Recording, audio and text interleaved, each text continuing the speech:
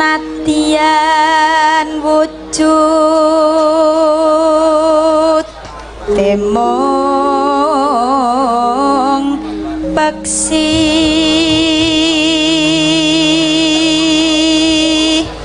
gandeng iki sing di suwun sampean sing nembang iki tanpa tak bukanya iki langsung tampanono lek enak ya rezekimu lek ora enak ya aja ngresula rukun Islam kang lima puniki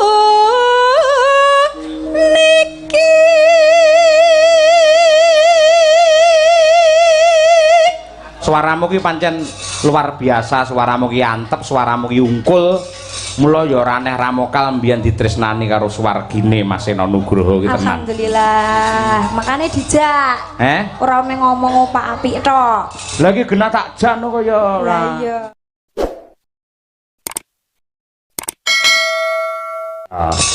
yo ngaturke ya kuwi lelagon iki Slendra Sanga Bawanana Pepeling nggih mestine nganggo dandang gula kuwi nang dandang gula saka Pak Ibu Kades kunjuk dumateng sedaya para warga masyarakat sugeng midhangetaken ya Bu dibawani rukun Islam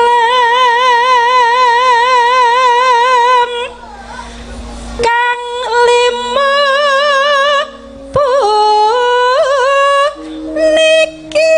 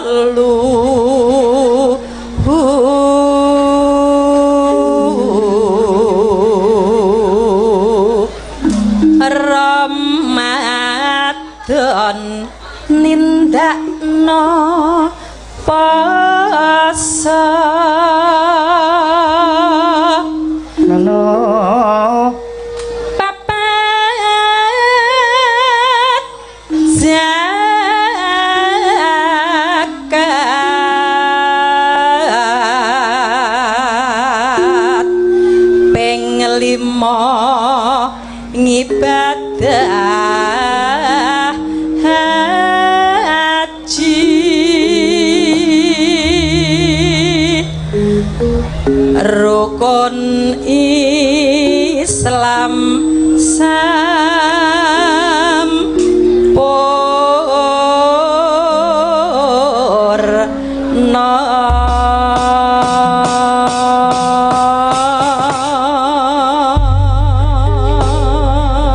Bu Kesi men ora ijen coba Mbak Diajeng Chandra Mulya nah karo Mbak Wina ngancani Bu Kesi ngapit kiwa tengen. Ya, pepiling kanggo ngimutake kabeh para warga masyarakat.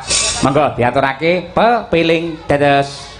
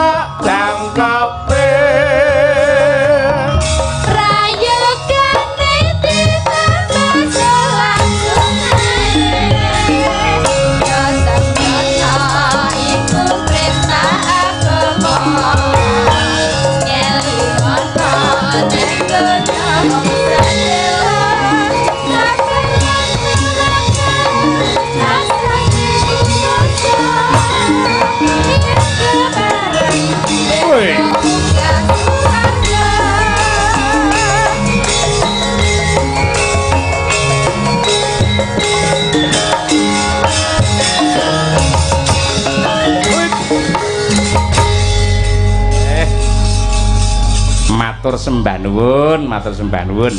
Ya, pamundhut saka Bu Inggi wis diaturake pepeling. Ya. Ya, ya diselingi lagu meneh. Tembang ya kuwi siji podang kuning, loro gubuk asmara. Ya. Ya mayem. Podang kuning dhisik mumpung iki ana ratune podang kuning Mbak Umi Hafifah.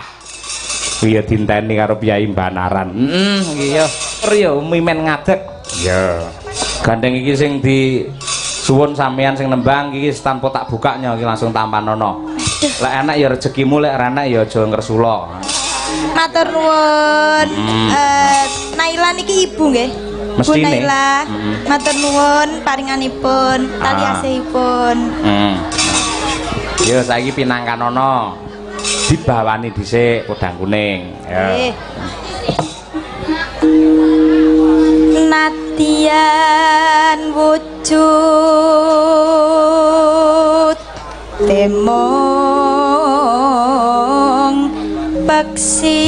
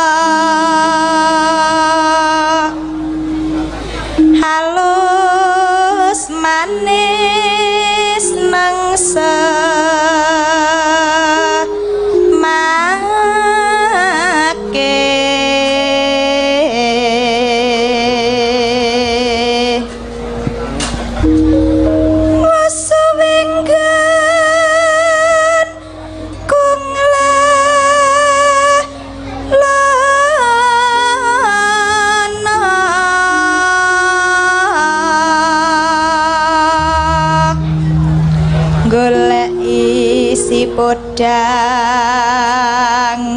jenar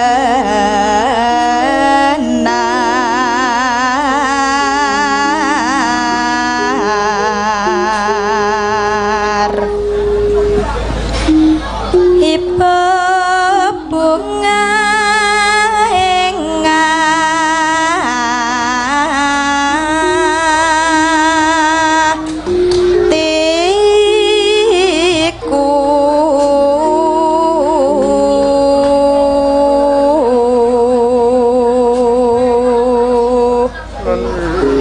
nyanding bisa dadi tombo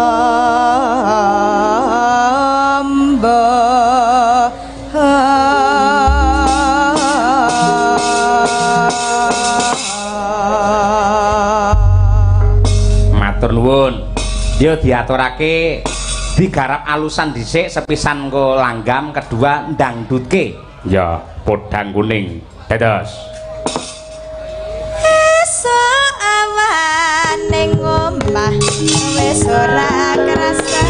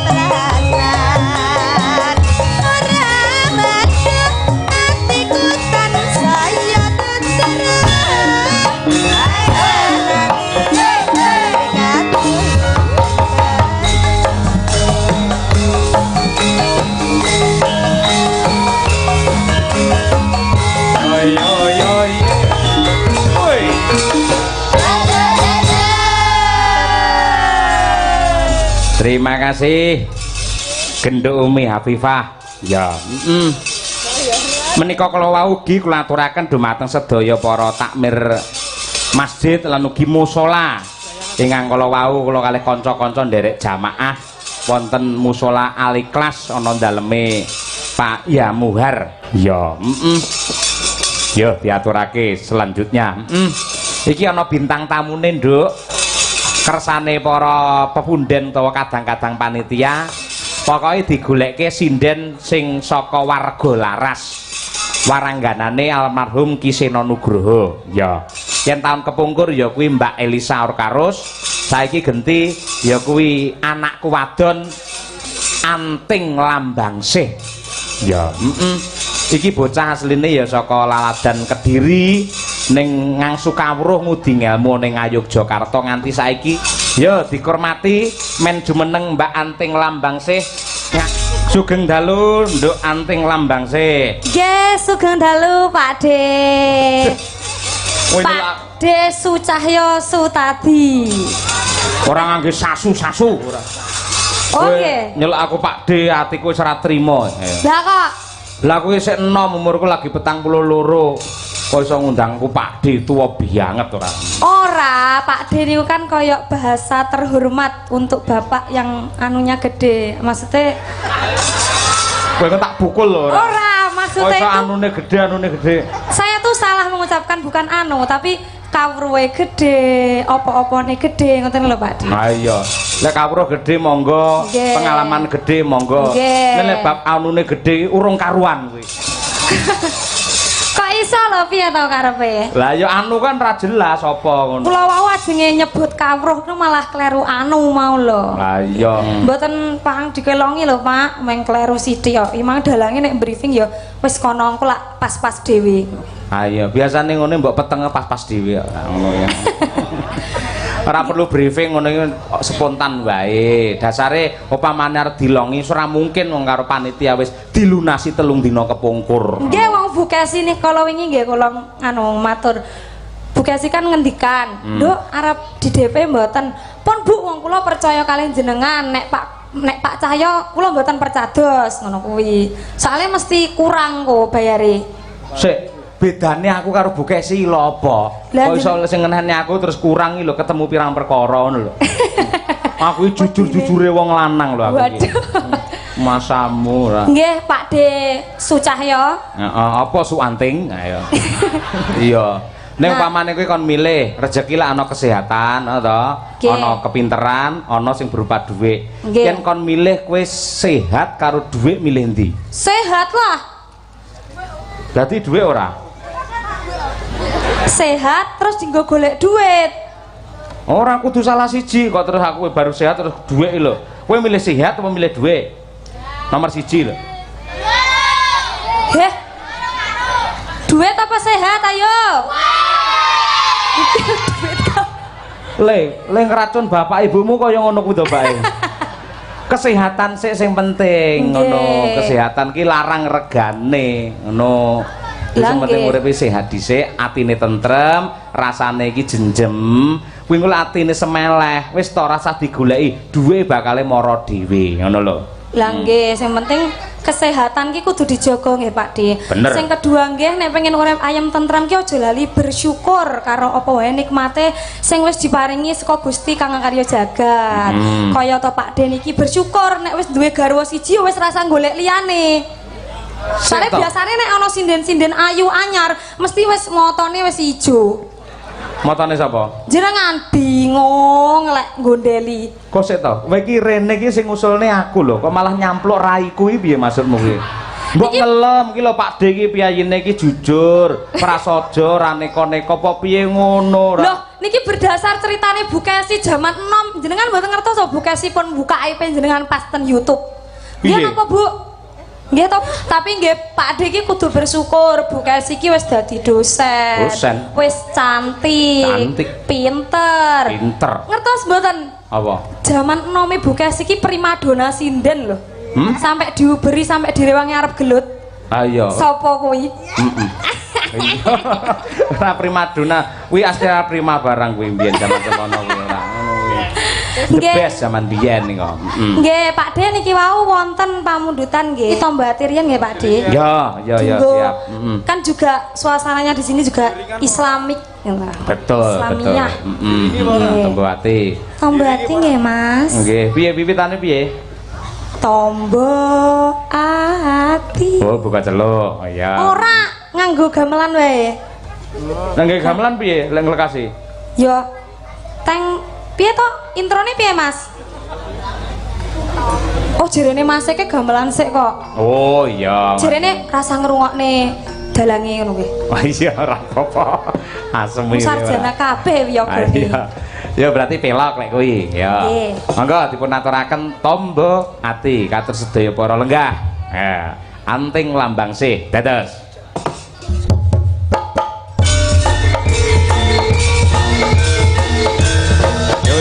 Yo.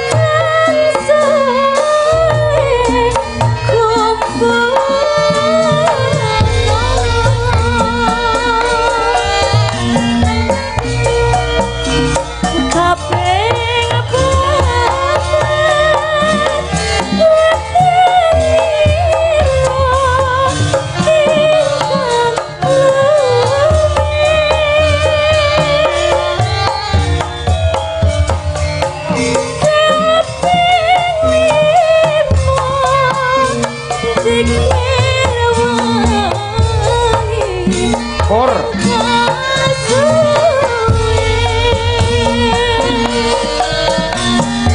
Bareng yuk.